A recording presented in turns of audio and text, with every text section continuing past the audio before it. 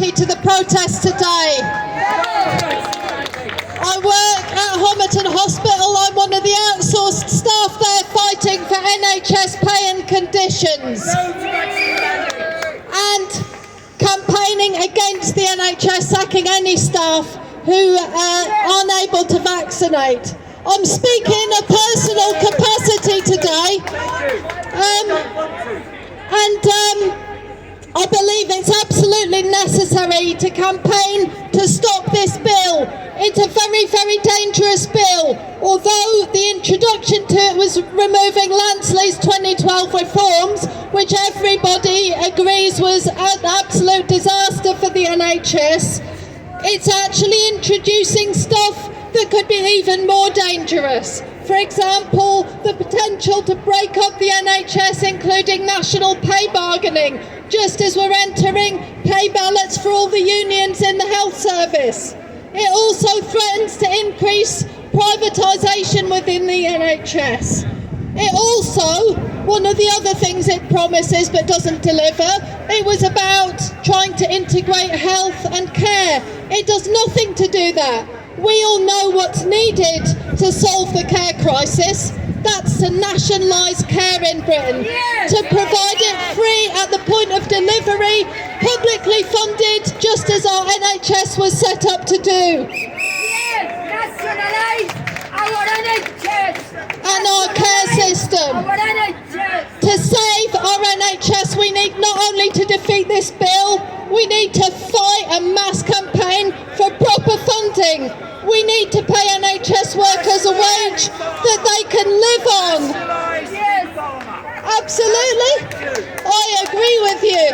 Nationalise the pharmaceutical companies. That would help with the NHS funding crisis.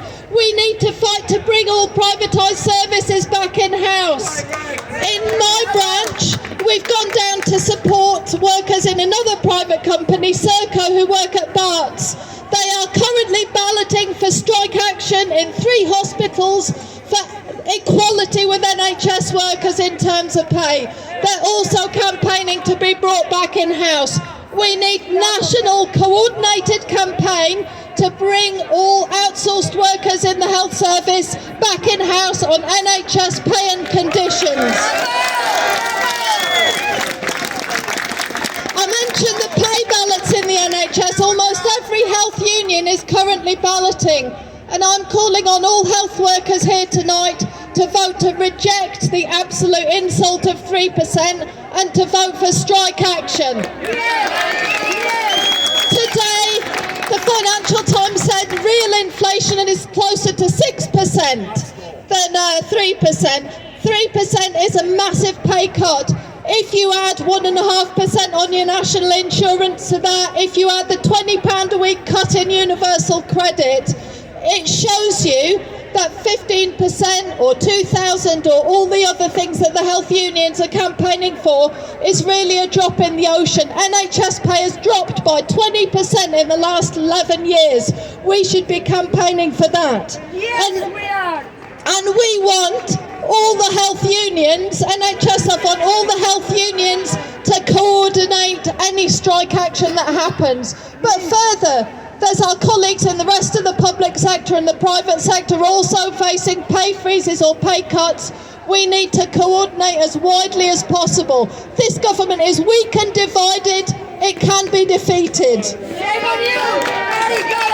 And just one last point, there's a protest organised by NHS workers, by the grassroots NHS Workers Say No campaign, this Friday lunchtime at Westminster in support of a proper pay rise for NHS staff. Please join if you can.